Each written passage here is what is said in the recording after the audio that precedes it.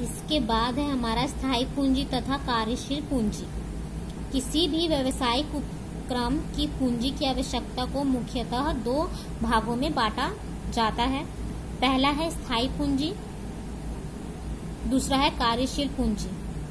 स्थायी पूंजी का अर्थ है, स्थायी पूंजी से आशय पूंजी के उस भाग से है जिसका निवेश स्थायी संपत्तियों जैसे कि भूमि, भवन, मशीनरी, फर्नीचर आदि की क्रय के लिए किया जाता है। इन संपत्तियों को क्रय करने का उद्देश्य इसका विक्रय करना नहीं होता है, अपितु लंबे समय तक इससे आय अर्जित करना होता है। इसे चालू पूंजी भी कहते हैं। दूसरा है स्थायी पूंजी का प्रबंध। स्थायी पूंजी के प्रबंध का आशय स्थायी पूंजी की आवश्यकता का सही अनुमान लगाने से है। यह अनुमान स्थायी संपत्तियों की आवश्यकता पर निर्भर करता है, अर्थात सर्वप्रथम व्यवसाय की प्रकृति एवं आकार के अनुसार संपत्तियों की आवश्यकता का अनुमान लगाया जाता है। स्थायी पूंजी की आवश्यकताओं को प्रभावित करने वाले घटक। व्यवसाय की प्रकृति। व्यवसाय की प्रकृति स्थायी पूंजी की आवश्यकता से निर्धारित करती है। व्यवसाय की प्रकृति प्रायः दो प्रकार की होती है, निर्माणी व्यवसाय यानी कि मैन्युफैक्चरिंग बिजनेस व व्यापारिक व्यवसाय यानी कि ट्रेडिंग बिजनेस। निर्माणी संस्थाओं में भूमि, भवन, मशीनरी आदि से अधिक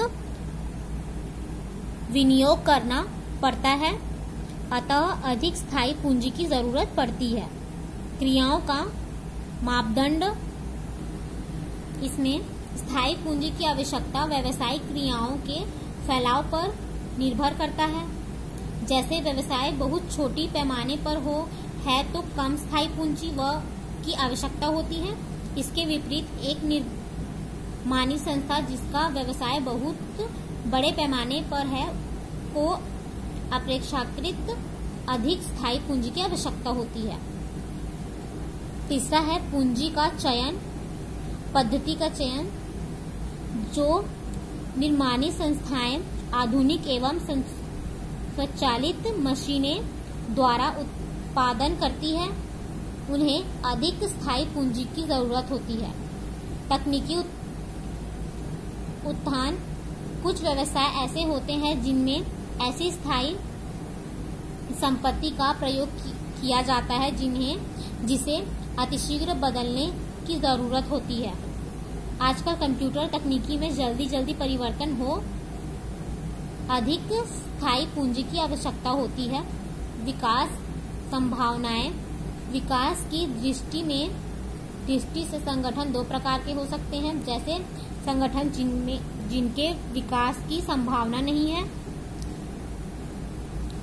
इनके लिए भविष्य में अतिरिक्त स्थायी पूंजी की आवश्यकता नहीं होती। ऐसे संगठन जिनके विकास की अधिक संभावना है, ऐसे संगठनों के लिए भविष्य में अधिक अतिरिक्त स्थायी पूंजी की जरूरत पड़ती है। विविधीकरण। विविधीकरण का अर्थ एक के स्थान पर अनेक उत्पादन में व्यवसाय करने से है। जो संगठन विविधीकरण को अपनाना चाहते हैं, निश्चित रूप से उनमें अधिक स्थायी पूंजी की आवश्यकता होती है। जैसे यदि एक कपड़ा निर्माता कंपनी कागज निर्माण का व्यवसाय भी प्रारंभ करे तो भूमि, भवन, मशीनें आदि में भारी विनियोग करना होगा, अतः अधिक स्थायी पूंजी की आवश्यकता होगी। स्थायी पूंजी या पूंजी बजटिंग का महत्व। दीर्घकालीन वृद्धि। पूंजी बजटिंग निर्णय दीर्घकालीन संपत्तियों से संबंधित होती है, अतः ये निर्णय कंपनी की दीर्घकालीन वृद्धि को प्रभावित करते हैं।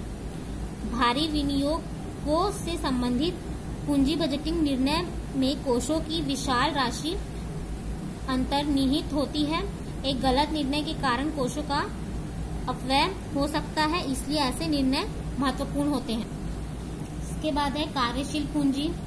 कार्यशील पूंजी का अर्थ है, कार्यशील पूंजी का आशय व्यवसाय के अल्पकालीन संपत्तियों जैसे कि स्टॉक और अल्पकालीन दायित्वों जैसे कि लेनदार, देय, बिल इत्यादि में विनियोजित पूंजी से होता है। इसके दो प्रकार हैं। सकल कार्यशील पूंजी, इसका अभिप्राय सभी चालू संपत्तियों जैसे कि नकद, प्राप्त, बिल आदि में निवेश करने से है। शुद्ध कार्यशील पूंजी, चालू संपत्ति एवं चालू दायित्वों के अंतर को शुद्ध कार्यशील पूंजी कहते हैं। कार्यशील पूंजी का आवश्यकता अथवा महत्व, पहला है रोकड़ शेष, बैंक शेष, बिक्री योग प्रतिभूतियां,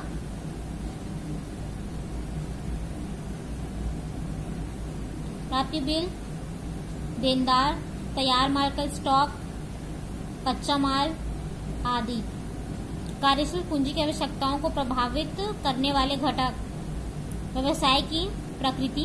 कार्यशील पूंजी की आवश्यकता व्यवसाय की प्रकृति पर निर्भर करती है। जैसे व्यवसाय की प्रकृति प्रायः दो प्रकार की हो सकती है।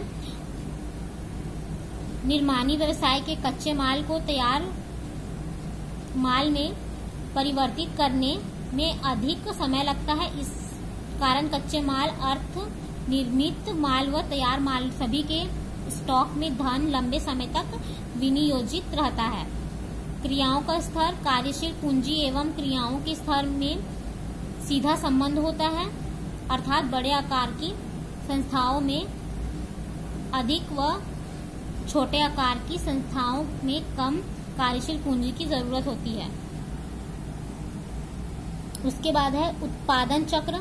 उत्पादन चक्र का अभिप्राय कच्चे माल को तैयार माल में परिवर्तित करने में लगने वाले समय से है। उधार उपलब्ध कराना, अधिक नकद बिक्री करने वाली संस्थाओं में कम कार्यशील पूंजी की आवश्यकताएं होती हैं। इसके विपरीत जो संस्थाएं अधिक बिक्री उधार करती है उन्हें अधिक कार्यशील पूंजी की आवश्यकताएं होती है। प्रतियोगिता का स्तर, तीव्र प्रतिस्पर्धा की दशा में अधिक कार्यशील पूंजी की आवश्यकता होती है, जबकि कम प्रतियोगिता की दशा में कम कार्यशील पूंजी की आवश्यकताएं होगी।